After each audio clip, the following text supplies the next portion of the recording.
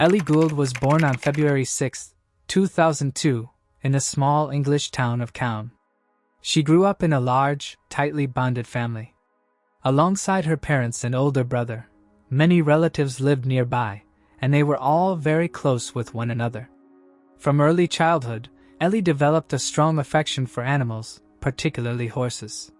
Her parents often took her to the stables, and eventually, they decided to buy her a pony. Ellie soon became passionate about horseback riding, began competing in different events, and managed to achieve some impressive results. In addition to this, she had plans to study psychology after finishing high school and dreamed of joining the mounted police. By the beginning of 2019, Ellie was 17 years old and completing her final year of school. She had plenty of friends since she always made an effort to get along with everyone and avoided conflicts. That same year, one of her classmates asked her out, and before long, they began dating. For Ellie, who had never been in a relationship before, this was an exciting new experience. On the morning of May 3rd, Ellie woke up early as usual and started preparing for school. That day she had no morning lessons, so she only needed to be at school by noon for a few classes. She had arranged for a friend to come pick her up, said goodbye to her parents as they left for work, and remained at home waiting. A few hours later, Ellie texted her friend to say she had decided to skip school that day and stay home, asking her not to come. Her friend assumed Ellie simply didn't feel like going in for just a couple of lessons and went on without her. Around 3 p.m., Ellie's father returned home from work. When he entered the kitchen, he was confronted with a horrifying sight. His daughter was lying face down in a large pool of blood. At first, he thought she might have fallen, hit her head, or suffered some kind of accident. But then he noticed blood splattered across the kitchen and saw a knife embedded in her neck, with her hands gripping the handle.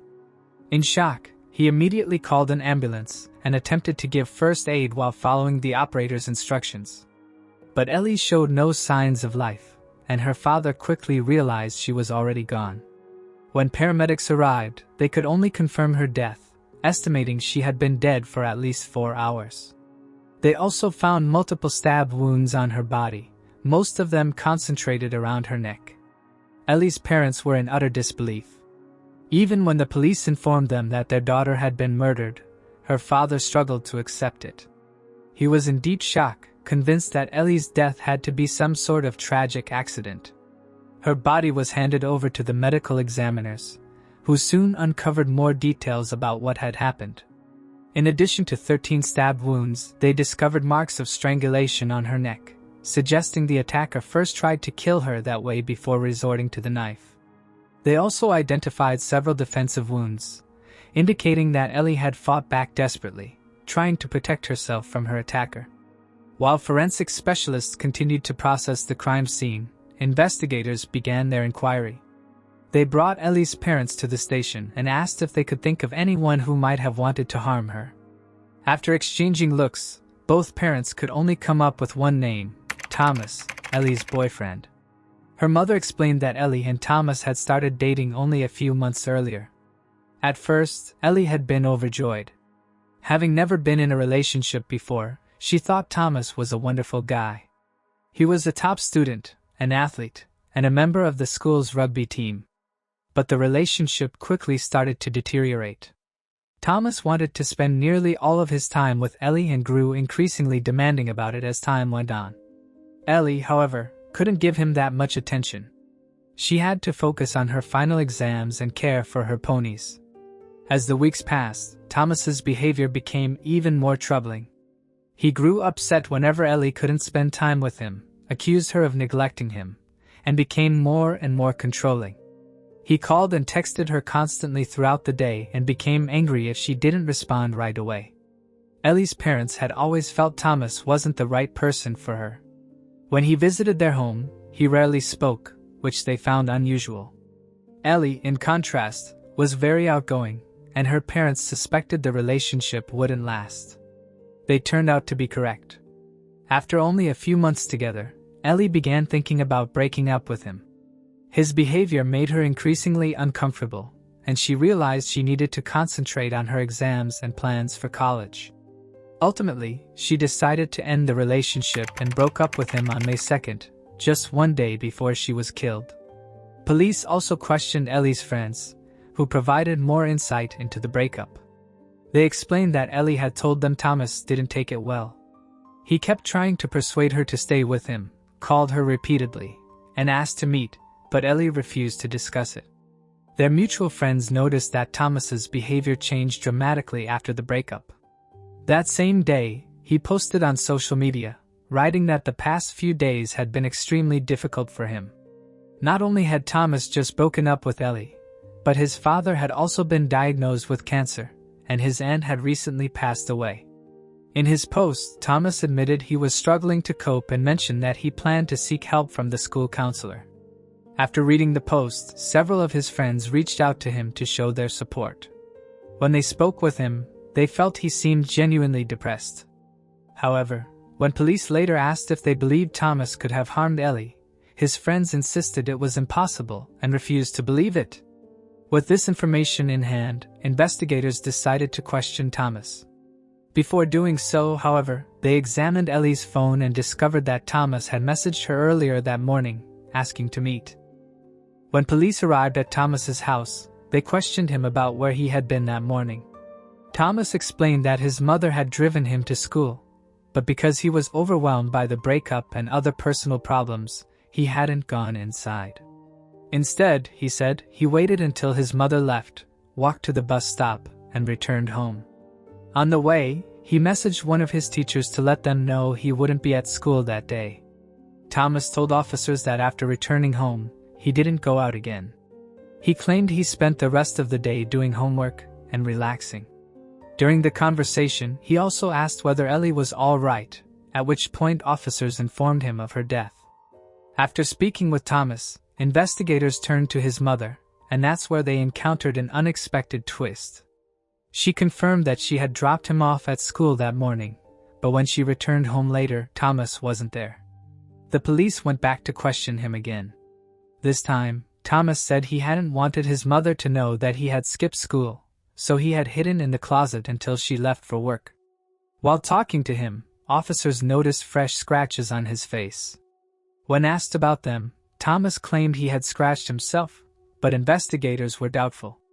Since medical examiners had already concluded that Ellie fought back during the attack, the officers believed those scratches could easily have been inflicted by her in the struggle. The police also spoke with Ellie's neighbors, one of whom provided an interesting account. That morning, the neighbor had seen a man approaching Ellie's house. Unfortunately, the distance was too great to see his face or any clear identifying features, but the neighbor did manage to give a rough description of the man's clothing. Investigators then decided to test Thomas's alibi by analyzing GPS data from his phone. The records showed that after leaving school, his phone had indeed returned home. However, what they found next directly contradicted his story. At 10:50 a.m., Thomas's phone disconnected from his home Wi-Fi and began moving in the direction of Ellie's house. Just 3 minutes later, it was logged near her home, where it remained for about an hour. At 11:51 a.m., the phone began traveling back toward Thomas's house and reconnected to his Wi-Fi within minutes. Police quickly realized it would have been impossible for Thomas to cover the distance between his house and Ellie's on foot in just 3 minutes, since he lived several miles away in a neighboring village. They then reviewed surveillance cameras along the route and spotted a silver Ford Focus belonging to Thomas's parents.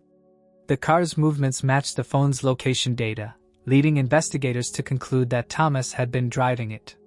The same car was also captured leaving his house again and returning just 18 minutes later. Although investigators could not find footage showing exactly where he had gone during that short trip, they managed to narrow down the area where he might have stopped. Since it appeared that Thomas had only been there briefly, police suspected he might have been disposing of evidence. Their suspicion was soon confirmed. While searching a small wooded area, officers discovered a trash bag containing blood-stained rags and a kitchen apron. With this new evidence, police obtained a warrant to search Thomas's home. They asked him to hand over the clothes he had worn that morning, and Thomas told them he had put them in the washing machine. Officers seized his clothing, along with his shoes, and sent them for forensic testing. The experts quickly analyzed the items and found traces of blood on nearly all of them. Although Thomas had tried to wash the evidence away, forensic specialists were able to extract a DNA sample from the blood. The forensic analysis confirmed that the blood belonged to Ellie, the same as the blood found on the rags in the woods. The clothing Thomas had worn also matched the description given by Ellie's neighbor, who had seen a man near her house earlier that morning. Taken together with the other findings, the evidence painted a clear picture of what likely happened that day. According to investigators, Thomas had planned the murder in advance. After his mother dropped him off at school, he immediately took a bus back home, hid in the closet until she left, and then drove the family car to Ellie's house. It is believed that Ellie allowed him inside, probably assuming he only wanted to talk, and they ended up in the kitchen.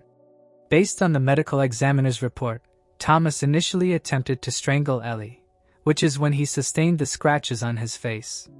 When he failed to kill her that way, he grabbed a kitchen knife and stabbed her 13 times. For nearly an hour afterward, Thomas attempted to clean the crime scene, using rags that left smudges throughout the kitchen. He collected the rags in a trash bag and tried rinsing his sneakers in the sink, where traces of blood were later found. He also wiped the knife with a kitchen apron, most likely to remove his fingerprints, and placed the apron in the bag. Thomas then put the knife in Ellie's hand and positioned it near her neck, apparently hoping investigators would assume she had killed herself and not suspect him. Detectives also revisited the message Ellie had supposedly sent to her friend, saying she wouldn't be going to school and asking not to be picked up. They determined that this text had actually been sent after Ellie was already dead. Investigators concluded that Thomas had taken her iPhone, unlocked it with her fingerprint, and sent the message himself in order to delay the discovery of her body. But Thomas's attempts to conceal his crime didn't stop there. After putting his clothes in the washing machine at home and disposing of the evidence bag in the woods, he ran into a neighbor and asked for a ride back to school. Once there, he attended his remaining classes, spent time chatting with friends, and even went to see the school nurse. He told her about the difficulties he had been experiencing over the past few days, and how badly he was struggling to cope. Concerned about his well-being, the nurse called his mother, who came to take him home.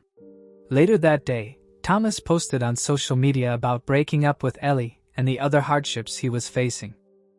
At that point, Ellie's body still had not been discovered, and investigators believe all of Thomas's actions were part of his attempt to build an alibi. It took police only a few hours to gather enough evidence, and by that same evening, the 17-year-old was arrested on suspicion of murder. During his initial interrogation, Thomas continued to deny any involvement, and the case eventually proceeded to court. The first hearing was held on August 29th, 4 months after the murder.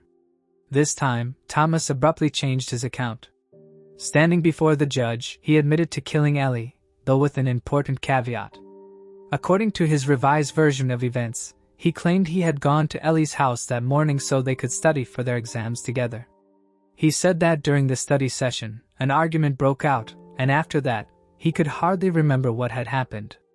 He recalled attempting to strangle her but insisted that everything afterward was a blur. The prosecution, however, rejected this explanation and highlighted several inconsistencies. For one, Ellie had already broken up with Thomas and wanted nothing more to do with him, something all her friends and family were aware of. Therefore, the idea that they had been studying together seemed implausible, especially since her friend was supposed to pick her up later. The claim of memory loss was also contradicted by the fact that Thomas had spent an hour cleaning the crime scene. Furthermore, he had placed the knife in Ellie's hand in an attempt to stage her death as a suicide. On top of that, he disposed of evidence, tried to establish an alibi at school, and attempted to wash his clothes.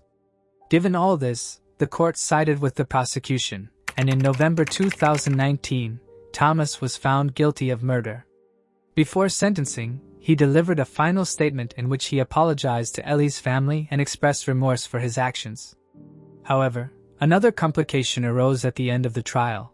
Thomas had been 17 years old at the time of the killing, which significantly influenced the sentence he could receive. The judge sentenced him to life imprisonment with the possibility of parole after just 12 years. An additional 5 years were added due to the brutal nature of the crime, meaning Thomas could be released as early as age 34. The verdict provoked outrage not only from Ellie's family but also among citizens across the country. Many were shocked that someone who had committed premeditated murder could receive such a relatively short sentence. Yet, despite the public outcry, nothing could be done to overturn the court's decision. Ellie's father declared that the sentence put other women in danger, since Thomas could still pose a threat to society once released. He was convinced that Thomas was a psychopath who should remain in prison for the rest of his life. This sense of injustice drove Ellie's parents to devote the following years to campaigning for changes in the law. In 2021, their efforts finally paid off. Authorities passed what became known as Ellie's Law, which permits juvenile murderers to receive prison sentences of up to 27 years without the possibility of parole. Sadly, this new legislation could not be applied to Thomas, as his conviction had taken place under the previous laws. The only measure Ellie's parents managed to secure was a requirement that Thomas undergo extensive therapy after his eventual release, in hopes of preventing him from committing similar acts in the future. Since then, Ellie's parents have continued to honor her memory by organizing events where children are invited to ride her horses. According to her mother, this tradition helps ease the pain of their loss, as horseback riding had always been Ellie's greatest passion. If you found this case intriguing, make sure to like and subscribe. We upload new crime case videos every night. Stay tuned, and brace yourself for what's coming next.